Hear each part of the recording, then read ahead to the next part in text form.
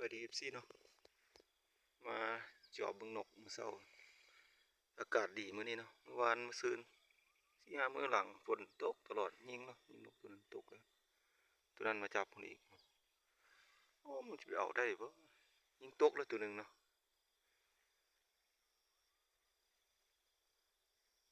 กินหมากหยังวะปอบ่แล้วมันสิไปหาหน่อไม้เนาะจับอยู่หั่นตัวนี้ตกลงมาข้างอยู่อันต้นนี้เนาะอู้นเน่งๆอยู่ถึงไปบ่ได้ที่นั่นบินนะตัวนั้นอยู่ต้นนี่ขึ้นนี่ไป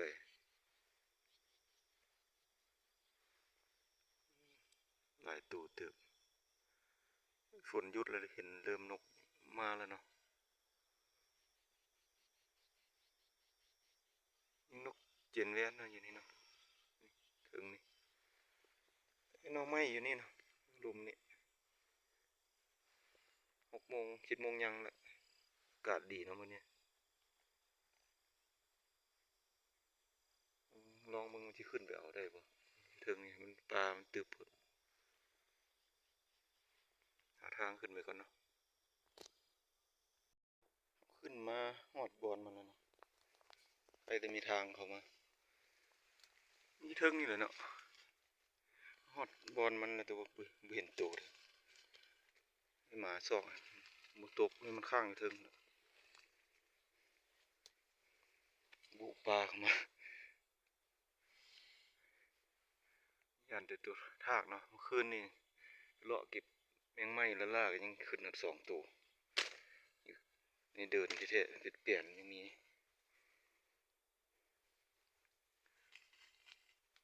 ข้างอยู่ถึงเฮ้ยบ่ลงมาต้องเห็นถึงเอาอย่างมา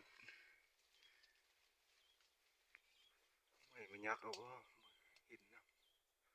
เอาลองหาวิธีเอาก่อน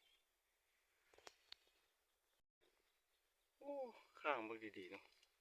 ก่อนสิตกมันอยู่เทิงพุ่นน่ะโคตรเนาะนี่บ่แม่นเจ็นแว่นโอ้เข้าหัว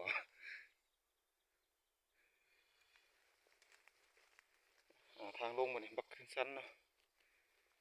ซอกเบิ่งหน่อไม้แล้วก็สิไปจอบเบิ่งเห็ดเลยเพื่อเห็ดออกเนาะเสียงห้องหลายเนาะเจ็นแว่นโคตรปืนไว้นี่ก่อนเนาะสิลงไปเบิ่งหน่อไม้นี่ก่อน้อยๆนะ2 ก่อนี่บ่หลายบ่มีหน่อไม้แถวนี้มีแต่ไม้แห่ไม้อันนี้เนาะหน่อมันบ่หลายไม้แห่มันเป็นกลิ่นนะหน่อไม้อันนี้มันขมมันหึ่นเวลาไปต้มกินบ่ได้แต่หน่อไม้หกไม้อันนี้เนาะตึบไปแล้วบ่ได้มาโดนเติบแล้วมันยาวไปเลยหรือว่าเขาจะเอาไปกินหมดเลยจ้ะแหนมเห็นหน่อนึงยาวขึ้นมาหน่อน้อยเนาะพอได้แกงได้ต้มนึงก็ยามีก็ได้ไปลงไปเลาะเบิ่งเห็ดอยู่ลุมพุ่นเนาะบ่มีนกไว้ปลานี่มันไปอยู่เคียมทางพุ่นเบิดเนาะนกเจ็นแว่นนกมันบ่มียามมันมันยามมันมีหลายยิงอยู่เทิงกัน2 บาทเนาะออกแต่ขนไก่พุ่นยิงปืน3 บาทโอ้จับอยู่สายไฟสายออปติกพุ่นห้องเจ็ดๆอยู่พุ่นเลาะแคมทางเนาะยังมีนกงามนี่เป็นแปดเข้าพรรษาแล้วนกมันจับตามสายไฟตามสายออปติกเนาะเริ่มนกเริ่มมาแล้วเดือน8เดือน9ฤดูกาลลาอีกแล้วลูกปืนก็เฮ็ดน้ำกระเจ้าบ่ทันเนาะเครื่องนั้นมาเนี่ยฝากเครื่องกระเจ้าก็ขนส่งก็เฮ็ดเสียเงินเป็นล้านยังนำเครื่องบ่ทันได้บัดนี้เราถ้าขนส่งกระเจ้าตอบมาก่อนถามส 2-3 มื้อแล้วกำลังซอกเครื่องเลยว่าซั่นเอาไปส่งห้านเขาเจ้าส่งบ่ทันนะช่วงนี้ลงมาเลาะจอบเบิ่งก็สิไปกลับไปตอกลูกแล้วบ่มีลูกขายเขาเจ้ายาวไปเลยบ่ได้มาอาทิตย์2อาทิตย์นึงเป็นลำไม้แล้วน่าจะเป็นลำถึงพุ่นซอกเบิ่งอีกก่อนมีอันสั่นอยู่บ่มีแต่ไอ้ยาวก่อนนี้มันบ่ออกบ่เบิดเลยบ่เอา2เทื่อแล้วเนาะมีหน่อหนึง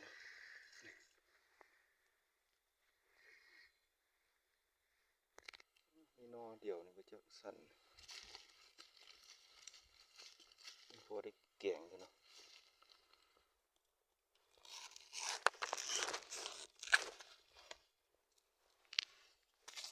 มีอีกหน่อหนึง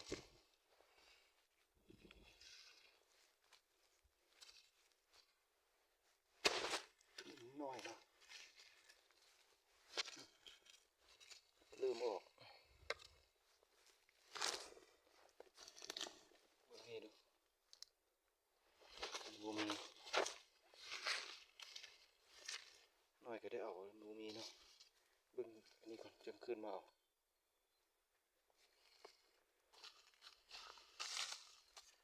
นี่ก็น้อยคือกันตัวยาวสิบ่เอามันบ่จังว่าเฮ็ดใหม่เนาะ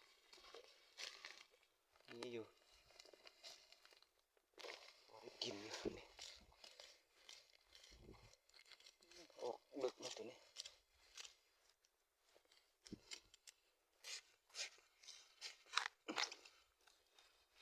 สองนอนแล้วนี่ก่อน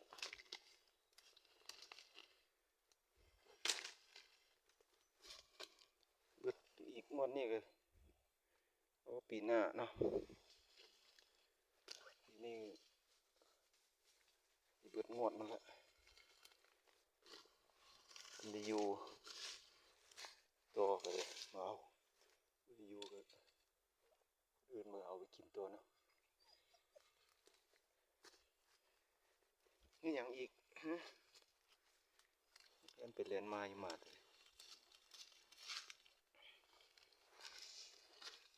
นอได้นอเดียวนะตัวนี้เอาตัวน้อยตัวนี้อีกบ่ได้อยู่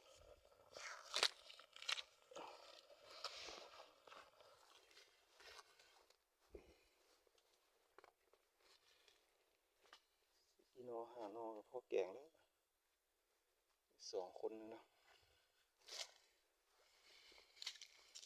ตัวมันสั้นนะตัวนี้ใหญ่อยู่เนาะพอได้เกี่ยงนะตัวนี้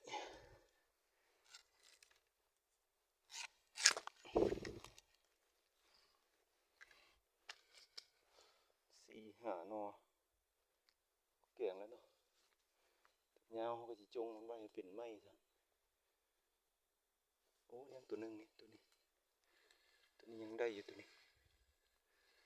เอาป้องเอาอย่างมันนี่เนาะตัวนี้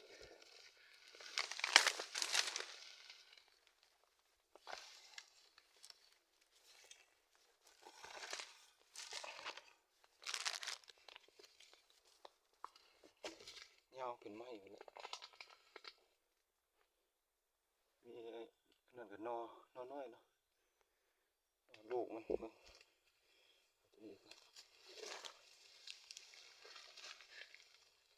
ทางก็แปลกหมดนี่พี่กายนี่บุทันเขาเอา2-3เทื่อนี้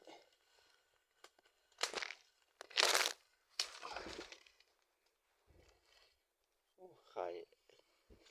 เขาเขียน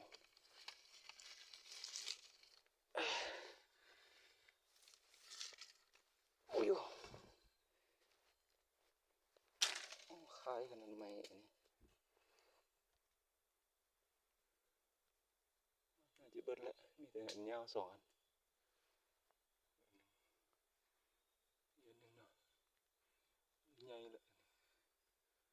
โอ้ยังเทิงนี่อีกอันหนึงยามันลูกตัวนี้พอกินแล้วแถวนี้มีแล้วเนาะตัวนอตัวนี้ตัวน้อยตัวหนึงมาสอกอีกสุดหน้าก็ทีมาเติมได้อีกขาบหนึ่งเนาะ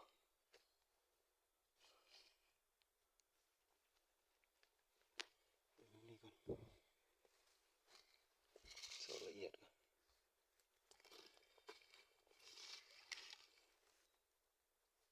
บ่มีแล้วเบิดซิดเนาะโอเคหาวิธีปอกก่อนปอกเส้ถงเส้ยังแล้วก็ไปเก็บเห็ดเลยก็ปอกคืนเนาะสี่เจ็ดนอเนาะจะเอาอีกก็ได้อยู่ตัวน้อยตัวนั้นถึงพอกินแล้วเรียบร้อย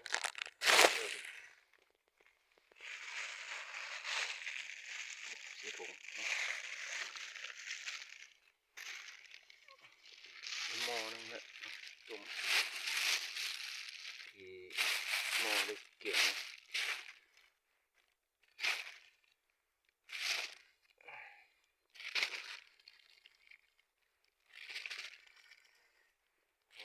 ครับ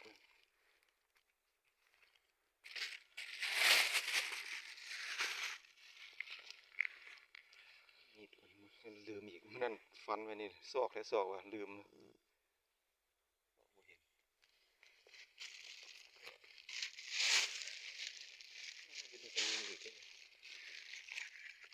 เดี๋ยวอันใหญ่เนาะปะไว้สุดหน้าเอาแล้วเนาะซอกมึงเห็ดกันตัวนี้คันที่เอาก็ได้ใหญ่เติบหลายเติบเนาะจงมันเป็นไม้ซะมาทางเราจะไปทางลงไปเป็นสันเนาะลงแบบนี้เลยมันก็จะเอาดินมาทอกเลยสันเลยนะ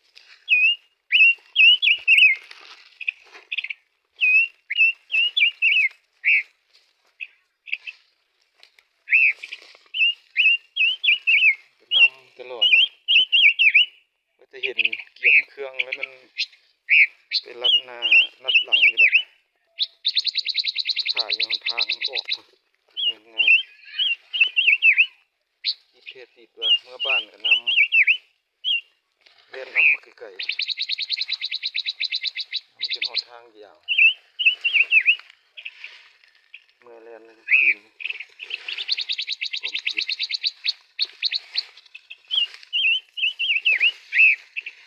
เขาป่าคันนี้เด็กนกได้อย่างแห้งงามหอดบอลนะจริงๆเบิ่งอีกจะมาตัดไม้เปลี่ยนอย่างน้ำมันเคยออกปีกไก่เนี่ยเห็นออกมันบออกเลยเพราะปีนี้เห็ดทานเนาะแถวนี้ออกก็คือลายปีกไก่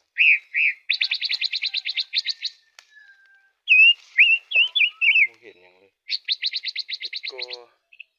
แดงอยู่เทิงพุ่นเนาะแล้วก็บ่เห็นมีฝนดินเป็นทิศสองทิศนี่บ่ออกเสร็จ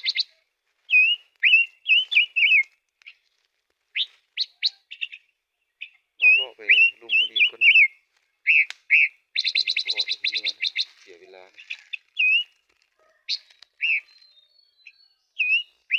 โอ้ยเปิดเสียต่อห้องต่อไปยามนี่บ่มีจักไปใส่เบิดยามมีมากไม่นะโอ้ห้องเต็มนะแถวนี้มาจะใส่บ่ฮู้เลยเนี่ยบางยามบางช่วงเลาะไปเบิ่งมันใหม่ลมก็บ่เห็นนะบ่มีปลาเปียกซุ้มปานนี้ยังบ่มีเห็ดบ่มีหยังออก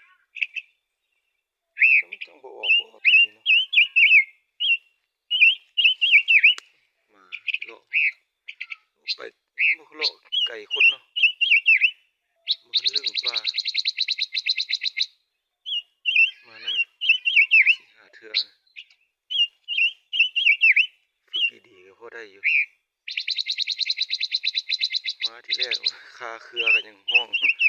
ว่ามันย่านปลาเริ่มบ่ย่านแล้วอันนี้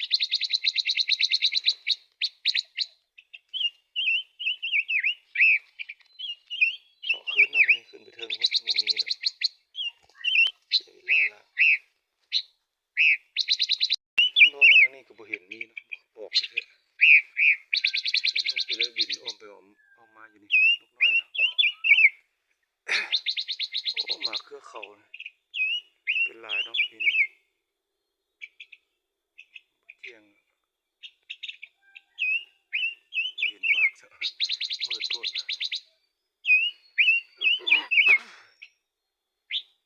มันยังได้อยู่ตัวปีหน้าเนาะก้านเห็นมีเครือหนึงอยู่เทิงพุ่นเนาะต้นไม้ต้นนั้นนี่เครือหนึงอยู่แถวลุมพุ่นเฮาตัดเบิดแหละปีเมื่อกี้เนี่ยเฮาตัดทิ่มเบิดหลายบอนพุ่น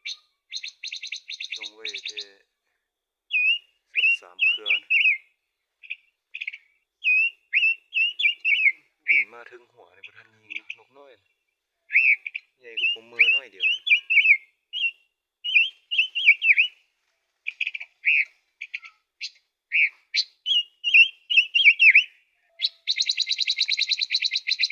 โอ้บ่มีอะไรสิได้คืนน่ะไปสิฮอดทางหยังน่ะ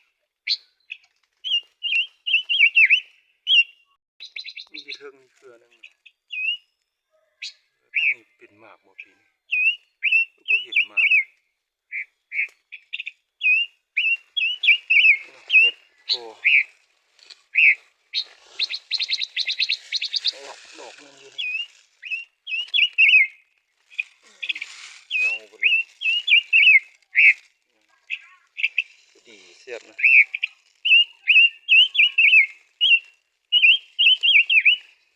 กายมันก็ออกอยู่แต่บ่หลายเบิดกองต้นหมากต้นเห็นดอกเดียวนะคืนไปทิมล่าก็แดงเนาะเดี๋ยวขายแพงโลล้านปลายแพงจากปุ๊บแห้งเนาะ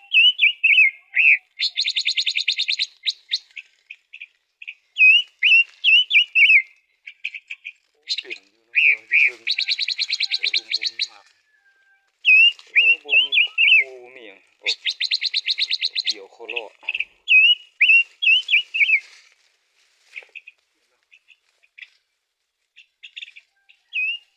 กินหลายอยู่เห็ดบ่มีเนาะหอมดีขนาดดอกเดียวนะ2 คู่มาอยู่ก่อนได้พวกแก่เลยนะไทยตกดินเป็น2 ทิศ3 ทิศออกสิ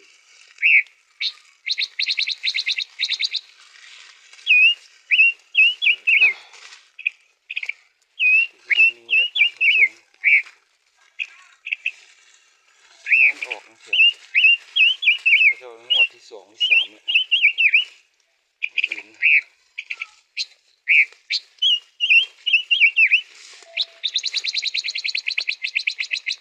ต้องตัดฟื้นนะตัดเปลี่ยนไปยังทางโอเคบ่มีละขึ้นจากป่ามาบ่ฮอด5 นาทีเนาะเบิ่งน้ำหมอกเนาะบ่เห็นหยังเลยเดินนกแอ่นเฮาอยู่เทิงเหมือนว่าสิเฮ็ดเดินก็ฝนตกทุกมื้อเนาะ